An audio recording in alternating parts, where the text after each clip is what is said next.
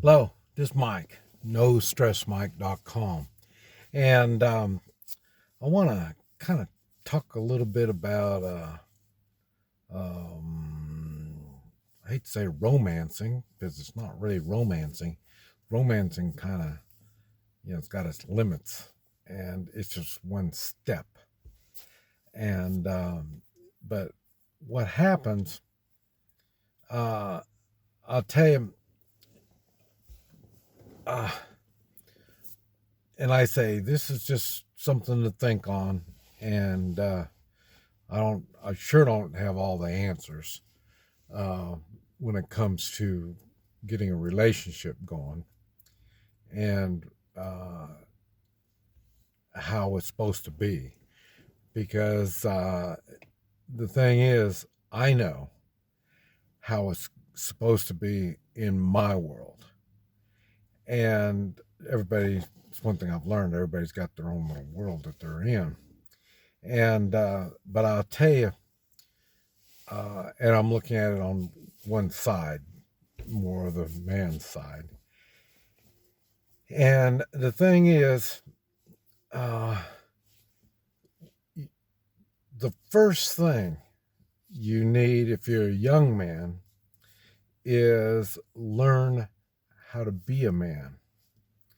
And it was funny because we got some arguments when I got married uh, because I thought I knew what it was to be a man.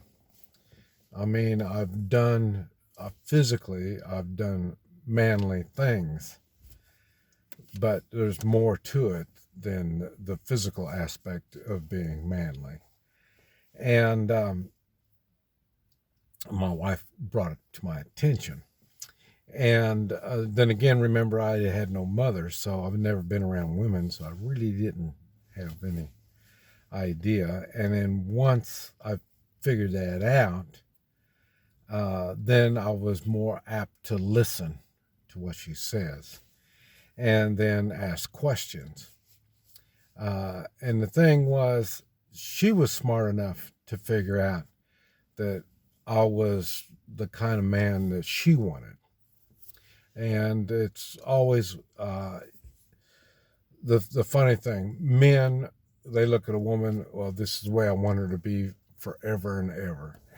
And a smart woman would look at this man and say, or this male, and then say, what can I do with him? I mean, it looks like he's got the makings of a real man. And that's what she's looking at. And the thing was, at least I was open enough to think, okay, why do you want me to do this? Why, so a lot of things that I didn't quite understand.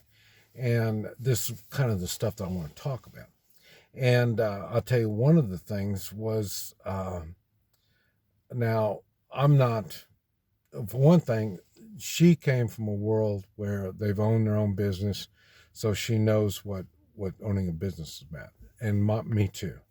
And so we've shared that part of our lives. We know, but there was things because she couldn't understand, why would you do this? Why would you do that? And this is after we got married. And the thing was, another thing about me is, like I say, I've got enough sense to handle money, how to handle money. And she did too. So money really wasn't a problem we had. Because, like I say, uh, you want it and we got the money, okay, get it. No big deal. Now, the problem was getting that money. She was having problems with, okay, why are you buying guns? Well, and it didn't take long because when I answered her, because of I've mentioned about what happened when I was younger and in Vietnam, and then after that, I knew I would have to be in a position to protect my family. And one of the ways is having the firearms not only for me, but for the family. So if they have to use them, they will know how to use them. And it was funny. She didn't really want to use them, and then so she was kind of stayed away from it. And we lived out in California for 1 year after we got right after we got married, and got in one shooting and been robbed one time. We're out in California, and at that time they used a gun and on her, and it scared her really bad. But after that, it took 10 years after that. She finally figured out she needs to know how to use a firearm, and then once she figured that out, well, then that was the end of the fear of firearms and the understanding about why I need the firearms. And so, it took learning. She had to learn, and I have to learn because it's a learning process. Just because you get married doesn't mean that's it forever and ever. Everything's going to be great. No, it's preparing. You are learning what the other person, what they need, what the other person needs, whether it's the guy or the girl. You have to figure out what your better half needs and what can you do to provide them with their needs. And you'd be surprised. Nowadays, we're in these young people. I feel sorry for the young people because the young ones are in a fantasy world. And I've always said it was like fantasy, like Disneyland. But the thing is, now they've lost track of reality. So it's going to be a little difficult, men and the women. One thing I've noticed, all the movies and stuff, all these women superheroes, and all this stuff. And this is something I've personally have never seen. I've seen, and now hero. I love what they call a hero. These are heroes. Biden said they survived the virus. They're a hero. What the hell kind of, that's not a hero. So, I've witnessed heroes. I know what they are, and I know what makes a hero. And but in this fantasy world we're living in, and it's all fantasy. It's not even realistic. That's why they can't deal with the realistic part of life.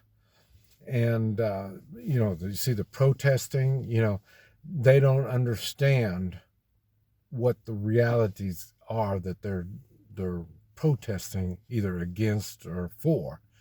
And it starts back to that individual.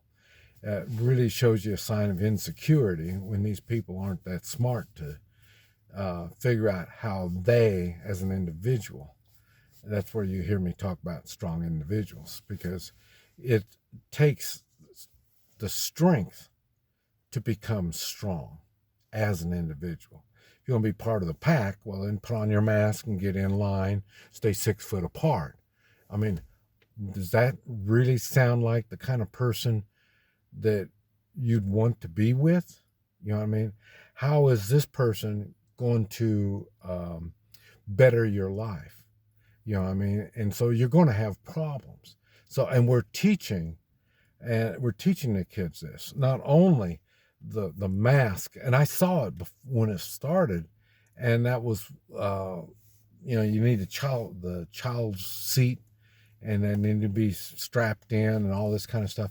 All this shows how insecure this person is, that they need to do all this stuff. So they're learning insecurity instead of learning how to take responsibility for yourself and deal with that. And this is something that's been pushed on, not only for the younger people, But now, when you with this virus thing going on, you can see all these people that don't have a plan. When you don't have a plan, you're going to do as you're told.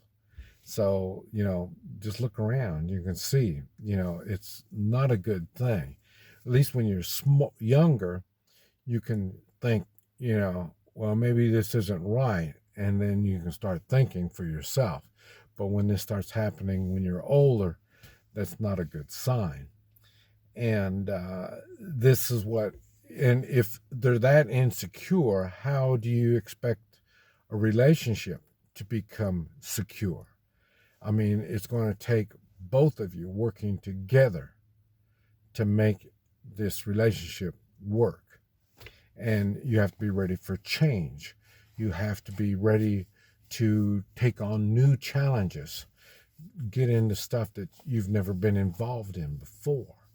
And it's not that easy to find it because people are with the herd mentality now. So, a good example is that gal I had in China. I mean, her faith was in the government. I mean, I should have thought about it. It kind of caught me because she didn't have a god. So, well, her god was the government. The government provides. The government does this. That's their herd mentality thinking. And so like I say, when I was with her, then she felt that security. When I'm not there, then she goes back to, oh, well, let government take care of me. So, she didn't understand it takes both of us working together to get our bond strength, so then we both can handle it. This is why you see so many divorces going on. It's just they're not ready to make changes. They're not ready to grow. They're not ready to take responsibility. And that's what I'm saying. That's part of preparing. You have to prepare. Prepare meaning doing things that you're not familiar with, and learning and understanding. And when you're with someone, you can take on hardships are much easier to handle when you're with not only other people, but in your relationship, man and wife. You need to have the faith in that person. And, either one of you has not done their job about making that other person feel secure or not, so, and that's what causes the divorces to come, because like I say, they don't have the faith in the other person.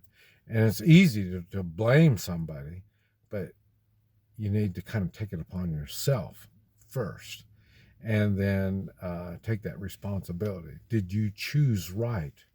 What were you thinking of when you made that choice? And then once you get divorced, well, then now you're gun shy now, and so now it's going to be difficult for other relationships. And so, and that's why it's hard for me to understand all this stuff, because like I say, I had 42 years of a relationship. I'm not saying we didn't battle it out at times, but she knew that if I'm going to take the last I'm at fault for anything, but she had to prepare me to do that, and I had to be willing to take that responsibility. But in some fields, her responsibility was to be the one, and I have to back her up, because it all comes right back to me. And that's the part that I think that we're really lacking in our society right now. This is why a lot of times men think they can get a foreign woman and it's going to be better. And remember, I had a foreign woman, so yes, it was. But the thing was, she was more open to the idea of me being more manly and taking that responsibility. And now I don't know. I don't know what's going on in our society to have everybody, other than, like, say, a herd mentality. And they don't, it's not your family. It's not you two against the world. Now, no, we have to be like everybody else.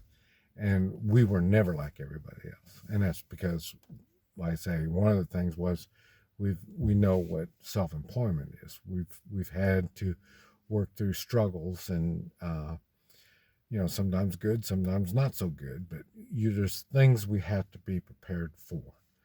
This Mike, NoStressMike.com.